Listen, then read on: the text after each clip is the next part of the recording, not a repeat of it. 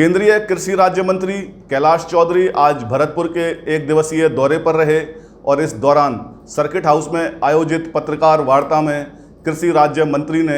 एक बड़ा बयान दिया है और कहा है कि नए कृषि कानून से अगर किसी भी किसान की 1 इंच ज़मीन भी जाती है तो वे अपने मंत्री पद से तो इस्तीफा दे ही देंगे, साथ ही राजनीति से भी संन्यास ले लेंगे। उन्होंने कहा कि विपक्ष किसानों को गुमराह करने का काम कर रहा है। कृषि राज्य मंत्री कैलाश चौधरी ने राज्य की अशोक गहलोत सरकार पर भी कई सवालिया निशान लगाए हैं। एक सांसद के ऊपर भी हमला हो जाता है और एक मंत्री के ऊपर केंद्र के उसके ऊपर भी अगर हमला हो जाता है, उसके बावजूद भी कोई उनके खिलाफ कार्रवाई नहीं होती है। देश का कानून जो किसानों के लिए बना है, इसको देश का किसान समझ चुका है और निश्चित रूप से आज पूरे देश के अंदर आप देख रहे हैं कि आंदोलन जो हो रहा है सिर्फ पंजाब के अंदर कुछ जगह पर जहाँ पर देख रहे हैं और दिल्ली के बॉर्डर पर जो किसान आए हैं, लेकिन पूरे देश के अंदर इस कानून का स्वागत किया गया है और देश के किसानों ने जो प्रतिनिधि दिए कई हमारे जो इन्होंने भारत सरकार के अंदर आकर हमारे केंद्रीय मंत्री जी को धन्यवाद पत्र भी दिया है और पूरे देश भर से धन्यवाद के पत्र आए। तो इस कानून को देश भर में इसका स्वागत किया गया, सम्मान किया गया है और जो आज किसान नेता है राकेश जी टिकैत, इस बात को लेकर जिस तरह कहते हैं, उन्होंने ही जब ये कृषि का कानून बना था उस दिन सबसे पहले उन्होंने लेख लिखकर और मीडिया के अंदर बाइट देकर कहा था कि मेरे पिताजी की आत्मा को, महेंद्र सिंह जी की टिकैत की आत्मा को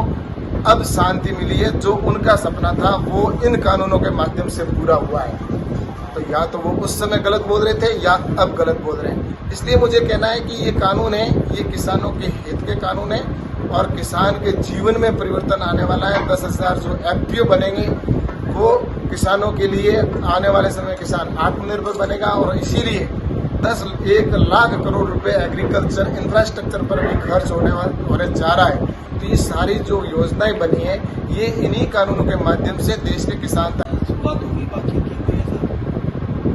ऐसा है कि जो कृषि के कानून है वो किसान के हित में कानून बने। देश के किसान को आज़ादी 70 साल बाद मिली है। आज किसान अपने उत्पादन को मनचाहे स्थान पर इन कानूनों के माध्यम से बेच सकता है, मनचाहे रेट के ऊपर वो बेच सकता है। पहले किसान को इस बात की आज़ादी नहीं थी, वो अपनी ही मंडी के अंदर अपने ही व्यापारी जो उस मंडी में है उन्हीं को बेच सकते थे।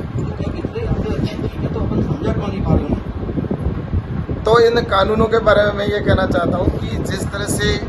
कॉन्ट्रैक्ट फार्मिंग का कानून है तो उसके अंदर भी जो किसान है उस किसान को अपनी फसल को बोने से पहले उसकी रेट तय हो जाएगी और उसमें जो एग्रीमेंट होगा वो सिर्फ फसल का एग्रीमेंट होगा, न कि जमीन का एग्रीमेंट होगा। जो कुछ किसान नेता हैं वो जनता को भ्रमित करने का काम कर रहे हैं। तो जो विपक्ष की पार्टियां हैं जो राजनीति के अंदर वो भी जनता को गुमराह करने के और किसान को गुमराह करने का काम कर रही है कि इस कानून में जमीन चली जाएगी। मैं आज मीडिया के माध्यम से कहना चाहता हूं कि इस कानून के अंदर अगर इस कानून की वजह से किसान की 1 इंच जमीन चली जाए तो मैं हमेशा के लिए राजनीति से संन्यास ले लूं और इस मंत्री पद से अभी इस्तीफा दूं। लेकिन इन लोगों का सिर्फ एक ही उद्देश्य है कि किस तरह से हम पॉलिटिक्स करें। ऐसा है कि उनके आपस की फूट है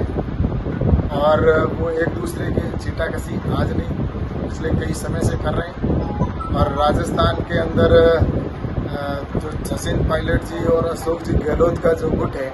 उस गुट का खामियाजा मुझे आज ये देखने को मिलता है कि इसका खामियाजा सिर्फ राजस्थान की जनता को भुगतना पड़ रहा है, क्योंकि उन्होंने जो जनता से वादे किए थे वो एक बार भूल चुके हैं। अगर ये वातावरण बना है तो इसका आने वाले समय के अंदर मैं सोचता हूँ अगर इस स्थिति को नहीं संभाला गया तो ये कुंभकर्ण की नींद जो सरकार सोई हुई है इसको जनता को सड़कों पे आना पड़ेगा। और आज भी हालात ये है कि भारतीय जनता पार्टी के कार्यकर्ता हैं उनके ऊपर झूठे मुकदमे किए जा रहे हैं, उनको किस तरह से परेशान किया जा रहा है। ये एक भय का वातावरण निश्चित रूप से जो बनता जा रहा है। तो मैं सोचता हूँ कि इसको लेकर भारत सरकार है वो जो योजनाएं बनी है, आज चाहे कार्यकर्ता हूँ और कार्यकर्ता के नाते काम कर रहा हूँ और भारतीय जनता पार्टी पूरा एक परिवार है और हमारे परिवार के अंदर जो निर्णय होता है वो सामूहिक निर्णय होता है और राष्ट्रीय नेतृत्व है वो तय करता है। और आज जिस तरह से प्रदेश के अंदर मैं सोचता हूं कि विपक्ष के अंदर जो हालात बने हुए हैं, आज वहाँ जिस तरह से गुटबाजी है कांग्रेस के अंदर जो बनी हुई है, उसकी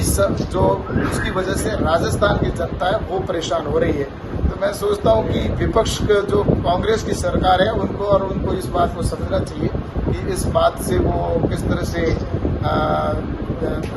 अपनी जो लड़ाई है उसको खत्म करके और राजस्थान की जनता के ऊपर ध्यान देंगे तो